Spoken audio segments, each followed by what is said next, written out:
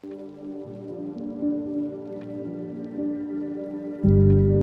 was the morning of 11 March 2025.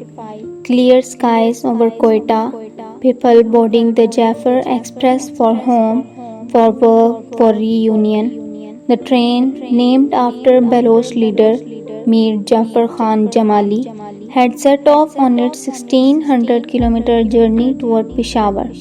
Few could have imagined that this would be a final departure for many. Around 1 pm, as the train wound through the Rug Bulan Pass, cause erupted. The BLA has sabotaged the track, causing the train to screech to a halt inside a tunnel, its deepest point.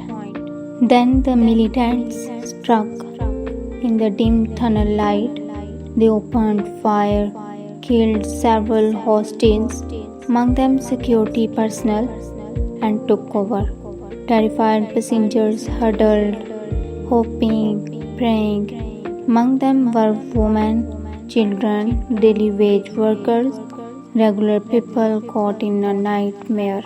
The BLA issued a chilling demand: unconditional release of Baloch political prisoners and disappeared persons within 48 hours, or they would execute hostages.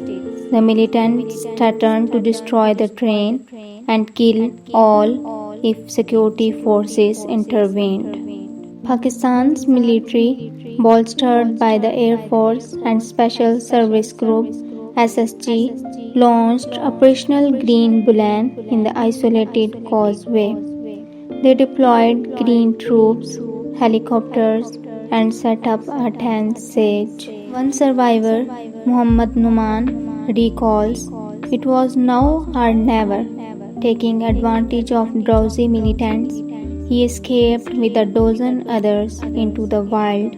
They walked through Rug Mountain terrain for 4 hours before reaching a frontier corps checkpoint near Match. By the next day, the military had gradually freed hundreds.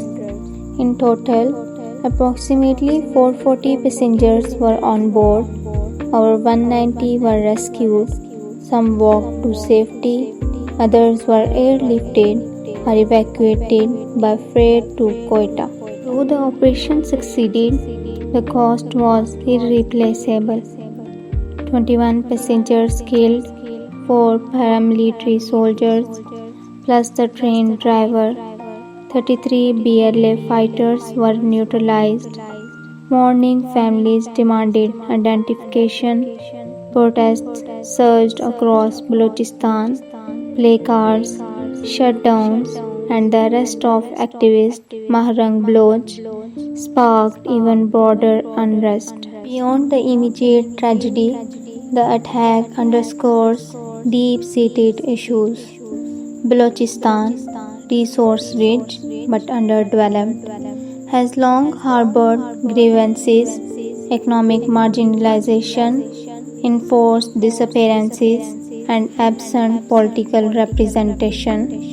From student activism to armed resistance, the group's leadership now includes educated cadres.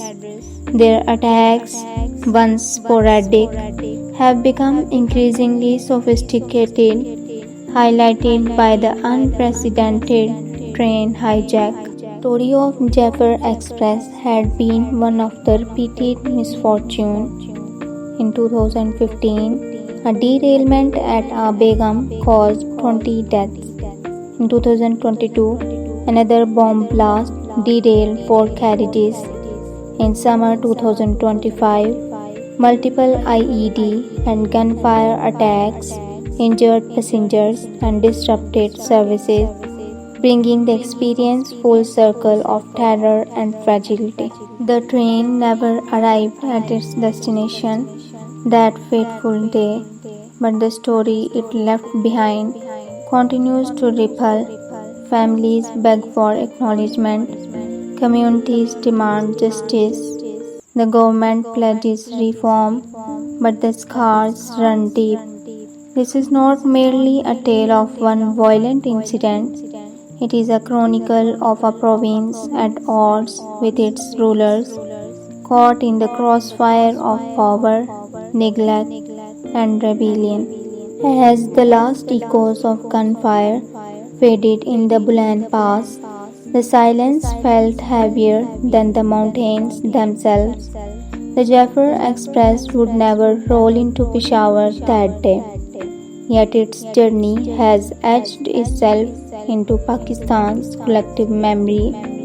Families clutch photographs, demanding answers. The nation debates security and justice, and in Balochistan's rugged hills, the grievances that fueled this tragedy still smolder.